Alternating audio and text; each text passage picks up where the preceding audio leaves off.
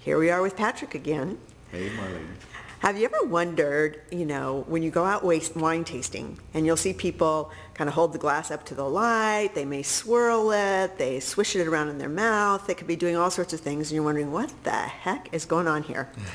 There is a methodology to tasting wine, and it's called the 5 S's, and we've asked Patrick to give us a little tutorial on it. Okay, so the 5 S's are sight, swirl, smell, sip, and then swallow or spit. Spitting if you're a professional taster, or if you're not having fun, unless the wine is really awful tasting, swallow. Okay. Okay. Well, let's go through those. Okay. So basically, the first thing you want to do is you want to look at the wine for clues. So when you're looking at a glass of wine, you can see these 3 glasses of wine, and what we do is we put them over white paper because we have this onyx bar here at the Collective, but it's not the best for looking at this from a professional perspective. So the white paper helps look at the color of the wine.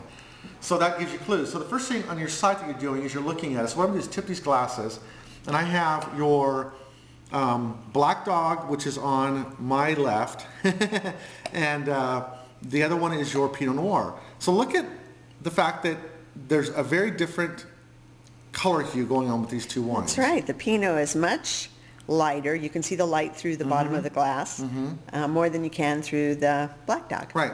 So that's when you're tasting blind and you're not exactly sure what you're tasting, you want to start looking for clues. You're looking at, okay, with all the red wines, you know that certain red wines are going to be darker and more complex than others. And that's why this is a good example, because your Black Dog is Syrah based, which is one of the darker, more intense wines on the market. Darker color, and your Pinot Noir is classically a mid-weight wine, red wine, with a lighter, brighter color. So right there you're thinking, okay, so this is a lighter, so this wine is going to have a lighter, it's a lighter varietal, could have lighter flavor, so on and so forth. So those give you your first clues of the wine. Okay, so what's the next step? Okay, so the next thing you want to do is you want to basically start smelling the wine, but in order to smell it effectively, you want to swirl it. So you've looked at it with your sight, and then what you want to do is you want to swirl it. And what you're doing when you're swirling the wine is you're opening it up. You're allowing oxygen to get into the wine, which releases its bouquet. Okay. Very simple. So that the idea is just that if you smell it, and an interesting thing to do when you're out tasting and you're trying this, smell it without swirling it first. And remember what that smelled like, and then swirl it, and then go, whoa, there's so much more going on. Okay. And the same thing will happen in your palate too. So then what you're going to do right after you swirl it is you want to smell it, sniff it. So we've looked at it with the sight, we've swirled it around to open up, get some oxygen there to open up the bouquet, and now we're going to smell it. What kinds of aromas would hit you first? Is it more the fruit aromas or the minerally aromas? What are the ones that hit your I don't know, your olfactory glands Well, actually, first? that's where the smelling is an important clue factor, because what hits you first in your olfactory glands is going to give you a clue to whether the wine is more of an earth-driven wine or a fruit-driven. So it could be either one. Any of those. Yeah, it doesn't have to be. A good balanced wine is usually going to have some fruit kind of coming out right there in front, but right behind that, if it's got complexity, it's going to start showing whether it's the earth, the coffee, the smoke, the licorice, the floral, all of those things. But usually the fruit sort of, unless it's a real earthy wine, in which case it's kind of the earth might hit you first, and the fruit comes behind it. Well, the next one is sipping, which is everybody's favorite. We should hope so. So you just smell like these 2 wines. I think it's kind of fun because I immediately get clues. I know these are both Temecula wines. Right. Now, this one Syrah based, and there's always this sort of, we like to call like a green olive thing that happens in Temecula with the red wines. Some of them, Syrahs and Cabernets predominantly, but you'll get that. But you'll also get that kind of that dark kind of chicory, licorice sort of things going on with the Syrah, and I get that. In your Pinot Noir, we get that bright, that earth, which I love about yours. You've got that Burgundian earth with the fruit, so you've got that sort of wet straw thing going on, which is a very classic French Burgundy. Okay. So I've got clues right away. If I'm smelling these blind, I know they're Temecula wines. If I know they're Woodworth wines, that is even a better clue for me, even blind. So I know that I can pretty much nail this as a Pinot Noir. So then sip it.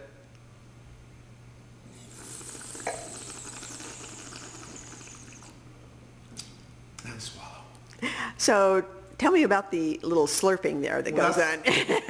That's, again, like the swirling, Uh-huh, oxygenates it. uh-huh. The sipping does the same thing, so it's really kind of fun to practice. Yeah. I'm so bad, you've been with me, you know I do when I'm drinking water and I gotta stop myself. But you're basically taking the wine, letting it settle kind of underneath your tongue, in the front of your mouth, and just like almost like you're on a straw, you're basically pulling the wine back up onto your tongue with oxygen. So it like opens it up. It's like vaporizing it in your mouth. Oh, there we go. So it's like aerating it or vaporizing it. So, and it's just like you're basically going, if you're not used to doing it, you may pull it back to the back of your mouth too much and you might get that sort of choking thing going on. But if you do it right, you pull it up and it opens it up and it's amazing. Well, now you swallowed the Pinot, which is what I'm sure most of us would do, unless a wine is truly awful. But if you were judging in a wine competition, you would spit it out because otherwise you'd be having a lot of wine. But Yeah, absolutely. But first of all, that black dog is so pretty. oh, good. Yeah, I love black dog. Okay. Yeah. I judged in a competition this spring where there were 98 different bottles of wine. In about a 3-hour period we had to taste. There's no way you're going to swallow. Right. Yeah, there's just no way. Yeah. So when you're doing professionally, when you're tasting professionally, when you read these reviews, these scores in magazines and in stores, and they give them the 90 points, 92 points, they are doing this tasting that we just talked about. They're very systematic. They look at it, they swirl it, they sniff it, they sip it, they spit it. Fast. They're like looking for like broad stroke clues. Because now if they're doing a real finesse review where they want to really characterize a wine and really kind of flesh it out, they'll reserve those for later tasting to do that more detailed. But for judging, they're getting in there and getting out. Okay. So they're looking for is the acid balance to the tannin, is the fruit balance to the earth.